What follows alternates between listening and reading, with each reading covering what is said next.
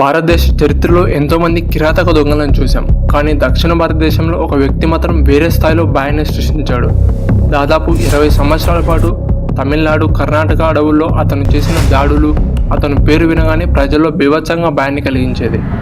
2 రాష్ట్రాల ప్రభుత్వాలు కూడా అతన్ని పట్టుకోవడానికి ప్రత్యేకంగా పెద్ద ఆపరేషన్లు చేయాల్సి వచ్చింది.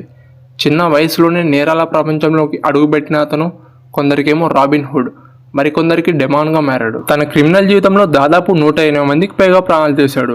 అందులో ఎక్కువ మంది పోలీసులు, ఫారెస్ట్ అధికారులు. అంతేకాదు వేలాది ఏనుగులను వేటాడి చంపాడు. ఐవరీ స్మగ్లింగ్ నుంచి ఎర్ర చందనం అక్రమ రవాణా వరకు కోట్లలో సంపాదించాడు. తర్వాత కిడ్నాపింగ్లలో తన నేరాలను మరింత పెంచుకున్నాడు. ఒకసారి Kannada super star doctor Raj కుమార్ను కిడ్నాప్ చేసి దేశానికి షాక్ గురి చేశాడు. మరోసారి మాజీ మంత్రి నాగప్పను కిడ్నాప్ చేసి చంపాడు. అతన్ని పట్టుకోవడానికి ప్రభుత్వాలు 5 కోట్లు బహుమతి ప్రకటించాయి. 20 సంవత్సరాల్లో 200 కోట్లకు పైగా ఖర్చు చేశారు. కానీ అతన్ని పట్టుకోలేకపోయారు. ఇతనే భారతదేశంలో అత్యంత ప్రమాదకరుడిగా పేరు పొందిన వ్యక్తి కూసే Muniswamy Veerappan. Veerappan and his gang members have killed 119 persons so far. Despite a decade-long effort by 2 states to nab this dreaded criminal, he has run away scot-free every time. కూసే Muniswamy Veerappan 1952లో కర్ణాటకలోని గోపీనాథం అనే చిన్న గ్రామంలో జన్మించాడు. ఇది తమిళనాడు, కర్ణాటక సరిహద్దుల్లో ఉండే అడవి ప్రాంతం. చిన్నప్పటి నుంచే అతని జీవితం అడవితో ముడిపడి ఉండేది. అతని కుటుంబం సాధారణ జీవనోపాధి కోసం అడవిపై ఆధారపడేది. అందుకే అతనికి అడవిలో తిరగడం అలవాటైంది. జంతువుల అడుగు జాడలు చూసి వాటి దారిని గుర్తించడం, ఎక్కడ నీరుంటుంది, ఎక్కడ దాక్కోవచ్చు, ఇవన్నీ అతను చాలా చిన్న వయసులోనే నేర్చుకున్నాడు. అతని జీవితంలో కీలక పాత్ర పోషించిన వ్యక్తి అతని మామ. అతను ఒక వేటగాడు, అలాగే చందనం స్మగ్లర్ కూడా. చిన్నప్పటి నుంచే వీరప్పన్ అతని దగ్గరే ఎక్కువ సమయం గడిపేవాడు. వేట ఎలా చేయాలి, గన్ను ఎలా వాడాలి, ఇవన్నీ అక్కడే నేర్చుకున్నాడు. అడవిలో వేటగాళ్ళు ఏనుగులను వేటాడి దంతాలు తీసుకొని అమ్మడం అతని దగ్గరగా చూసేవాడు. ఆ డబ్బు, ఆ జీవితం అతన్ని ఆకర్షించడం మొదలైంది. కొద్ది కాలంలోనే అతను కూడా ఆ ప్రపంచంలోకి అడుగుపెట్టాడు. చిన్న సహాయాలతో ప్రారంభమైన ఈ ప్రయాణం క్రమంగా అతన్ని పూర్తి స్థాయి నేరస్తుడిగా మార్చింది. ఆ సమయంలో దక్షిణ భారత అడవుల్లో ఏనుగుల వేట ఒక పెద్ద అక్రమ వ్యాపారం. ఏనుగుల దంతాలకు భారీ డిమాండ్ ఉండేది. ఒక్క దంతం వల్లే పెద్ద మొత్తంలో డబ్బు వచ్చేది. ఇదే వీరప్పన్ను పూర్తిగా ఆకర్షించింది. చిన్న వయసులోనే అతను గన్ పట్టుకున్నాడు. మొదట వేటగాళ్ళతో కలిసి వెళ్ళి అక్కడ పరిస్థితులు గమనించేవాడు. కానీ కొద్ది కాలంలోనే అతనే వేటాడడం ప్రారంభించాడు. అతని టార్గెట్ ఒక్కటే, ఏనుగు. నీరు తాగడానికి వచ్చే ప్రాంతాల్లో గంటల తరబడి వేచి ఉండేవాడు. సరైన సమయం చూసి నేరుగా తలపై కాల్చిపడేసేవాడు. ఒక్కో వేటతో డబ్బు పెరుగుతుంది. అదే సమయంలో అతని క్రూరత్వం కూడా పెరుగుతుంది. అక్కడితో ఆగలేదు. దాదాపు 17 ఏళ్ల వయసులో అతను మొదటిసారి మనిషిని చంపాడు. అడవిలో ఉన్న ఒక ఫారెన్ గార్డ్ను కాల్చి చంపడం అదే అతని క్రిమినల్ జీవితంలో మొదటి హత్య. ఆ క్షణం నుంచి అతను పూర్తిగా మారిపోయాడు. వేటగాడిగా ప్రారంభమైన అతను ఇప్పుడు ఒక హంతకుడిగా మారాడు.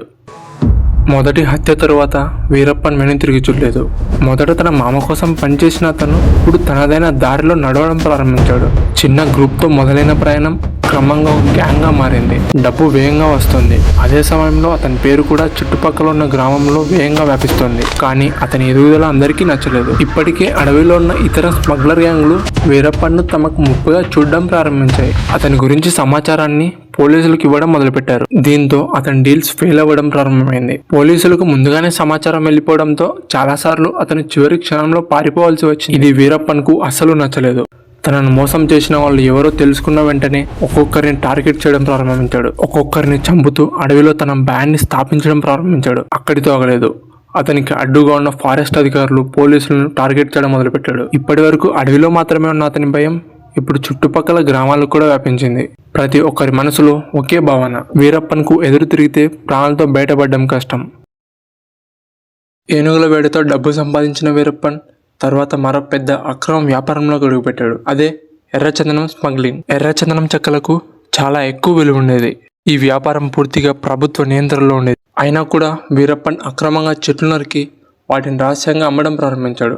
అడవిలో చెట్లు నరికి వాటిని బయటికి తీసుకెళ్లడం, ఇదే అతని ప్రధాన ఆదాయంగా మారింది. కొద్ది కాలంలోనే అతను వేల టన్నుల ఎర్రచందనం చెక్కలను స్మగ్లింగ్ చేసి కోట్లలో డబ్బు సంపాదించాడు. కానీ ఇక్కడ ఒక ముఖ్యమైన విషయం ఉంది. అడవికి దగ్గరగా ఉన్న గ్రామాల్లో నివసించే ప్రజలు చాలా పేదవాళ్ళు. వారికి సరైన ఉపాధి లేక జీవనం కష్టంగా ఉండేది.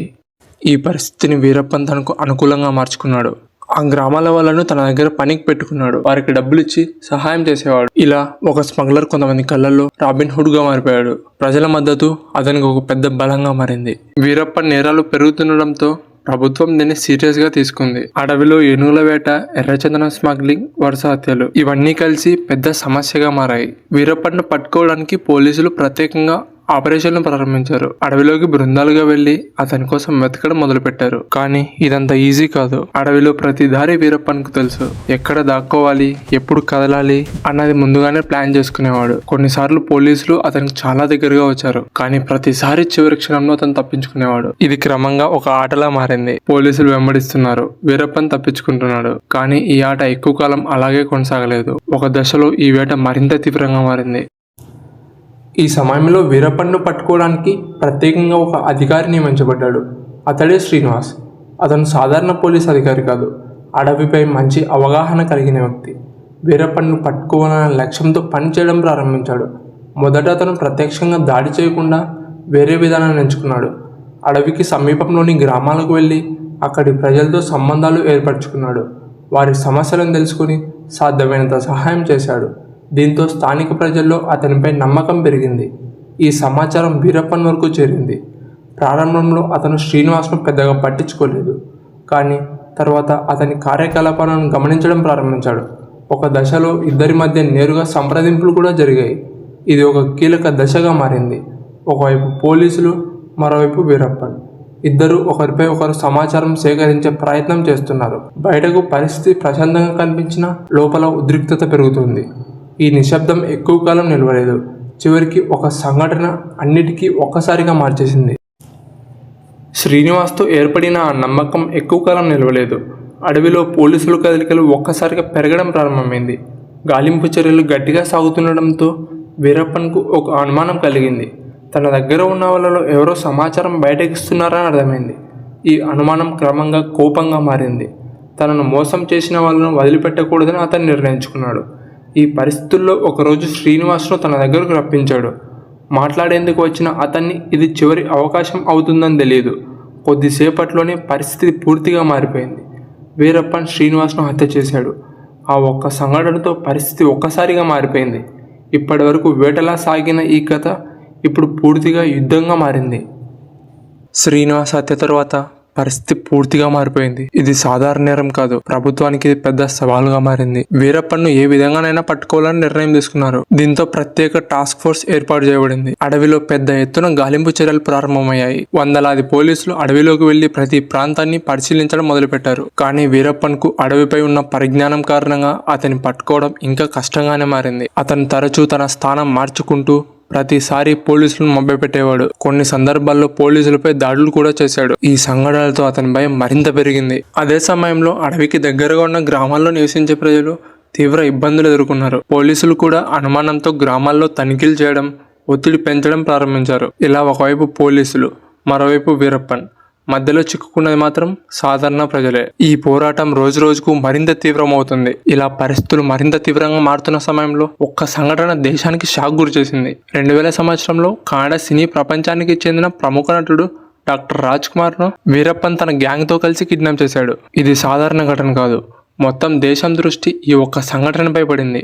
రాజ్ కుమార్ను అడవిలోకి తీసుకెళ్లి ప్రభుత్వంపై ఒత్తిడి తీసుకురావడానికి వీరప్పన్ ప్రయత్నించాడు. అతని డిమాండ్లు, ప్రభుత్వంతో జరిగిన చర్చలు ఇవన్నీ మీడియా ద్వారా దేశమంతా తెలిసాయి. రోజులు గడుస్తున్నాయి, కానీ పరిష్కారం కనిపించట్లేదు. ప్రజల్లో ఆందోళన పెరిగింది. ప్రభుత్వం కూడా ఒత్తిడిలో పడింది. చివరికి అనేక రోజుల తర్వాత చర్చల ద్వారా రాజ్ కుమార్ విడుదలయ్యాడు. ఈ సంఘటనతో వీరప్పన్ పేరు దేశవ్యాప్తంగా మరింత పెరిగింది. ఒక అడవిలో ఉన్న నేరస్తుడు ఇప్పుడు దేశమంతా తెలిసిన వ్యక్తిగా మారిపోయాడు. రాజ్ కుమార్ ఘటన తర్వాత వీరప్పన్ పై ఒత్తిడి మరింత పెరిగింది. ఇప్పుడు అతను కేవలం అడవిలో ఉన్న నేరస్తుడు కాదు, దేశవ్యాప్తంగా గుర్తింపు పొందిన వ్యక్తిగా మారిపోయాడు. దీంతో అతన్ని పట్టుకోవడానికి పోలీసులు మరింత కఠిన చర్యలు ప్రారంభించారు. అడవిలో గాలింపు చర్యలు పెరిగాయి. అతని గ్యాంగ్ పై నిఘా మరింత కట్టుదిట్టమైంది. అదే సమయంలో అతనికి నమ్మకమైన వాళ్ళు ఒక్కొక్కరు దూరం అవ్వడం ప్రారంభమైంది. అతని కదలికలు క్రమంగా పరిమితమయ్యాయి. బయటకు రావడం కూడా చాలా కష్టంగా మారింది. ఈ సమయంలో మాజీ మంత్రి నాగప్పను కిడ్నాప్ చేసిన ఘటనా పరిస్థితి ఇంకా తీవ్రమయ్యేలా చేసింది. ఈ సంఘటన తర్వాత పోలీసులు మరింత దూకుడుగా చర్యలు చేపట్టారు. వీరప్పన్ పై వల్ల మరింత బిగుసుకుంది. అతనికి తప్పించుకునే అవకాశాలు రోజు రోజుకు తగ్గిపోయాయి. ఇది అతని జీవితంలో చివరి దశకు సంకేతంగా మారింది.